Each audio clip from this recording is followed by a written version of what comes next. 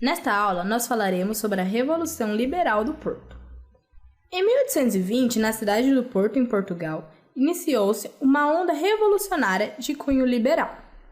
Era um movimento pela adoção de uma constituição a ser jurada pelo rei Dom João VI.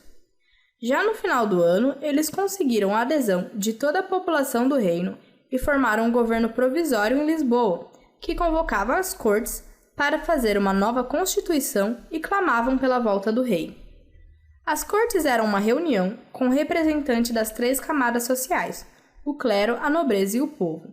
Porém, a corte que foi convocada nesse momento seria composta por deputados eleitos na proporcionalidade da população de cada província para que eles fizessem uma nova constituição.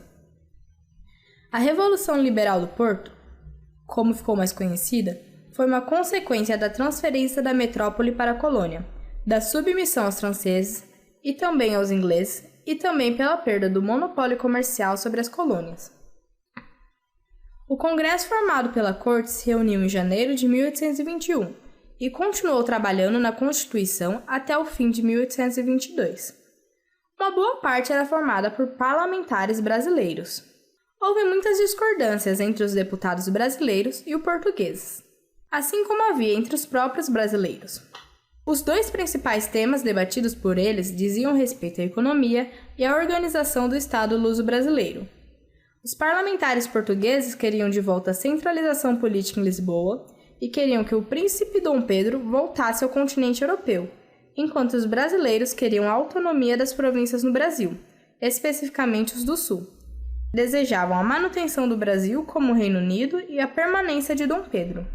No quesito da economia, os portugueses queriam o fim dos tratados de 1808 e 1810, que estabeleciam a abertura dos portos e acordos econômicos que favoreciam a Inglaterra, e clamavam pela volta de Lisboa como entreposto comercial.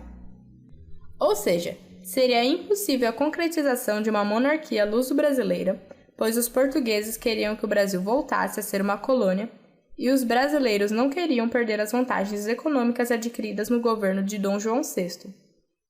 Em abril de 1821, Dom João e a família real voltam para Lisboa, mas ele deixa seu filho Dom Pedro I na função de príncipe regente. Essas disputas entre as elites brasileiras e as cortes portuguesas foram palco da regência de Dom Pedro.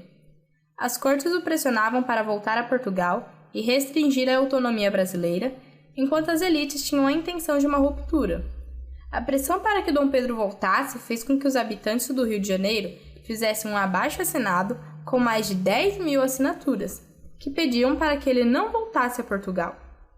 O abaixo-assinado foi entregue a ele em 9 de janeiro de 1822. Dom Pedro aceita a reivindicação dos brasileiros e esse dia ficou conhecido como o Dia do Fico.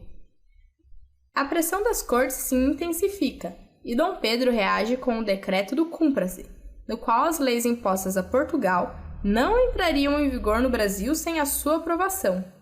Outra reação ao fico de Dom Pedro foi a demissão dos ministros portugueses. Ele nomeia, então, um ministério brasileiro, tendo como principal agente a figura de José Bonifácio, que visava a criação de um Estado centralizado sobre os domínios portugueses na América do Sul, enquanto se rompia com Portugal. Em junho de 1822, Dom Pedro convoca uma Assembleia Constituinte, consolidando o processo de independência brasileiro, que seria finalizado em setembro do mesmo ano.